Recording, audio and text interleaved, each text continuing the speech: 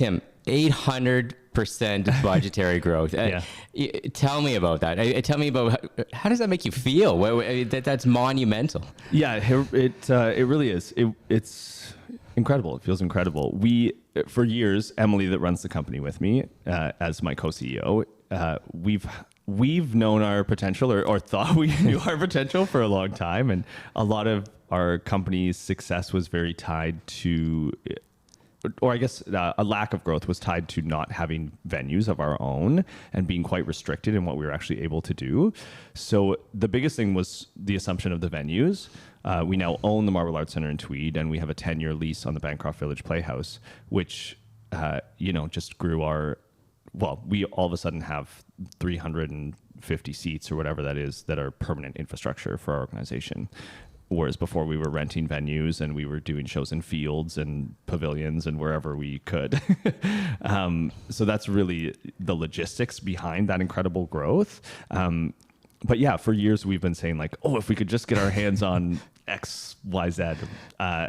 We knew what we could do with these spaces with our backgrounds. I had spent 15 years with Drayton Entertainment, which is a theater company in Western Ontario. They slowly assumed 8 venues over the course of their 30-year legacy as theaters struggled to survive in changing economic times. And that business model of building a show once and taking it to multiple venues saves you all of the overhead costs. So we knew that was the way to go, and we've been aiming for that for years. And then in 2021, it kind of all just magically happened. It all fell into place. So even at the beginning, at the end of 2021 and beginning of 2022, Emily and I had a lot of faith in ourselves, but obviously incredibly daunting task to take on all those venues and chairs to sell.